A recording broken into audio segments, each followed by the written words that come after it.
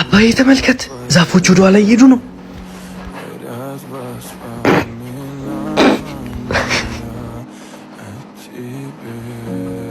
አባዬ ተመልከት፣ ጉሞቹ እኮ እየተከተሉ ነው። አሁን ግን ይህ ልጅ እድሜው ፈቅዶለት ነው እንደዚህ ሕፃን ለመሆን?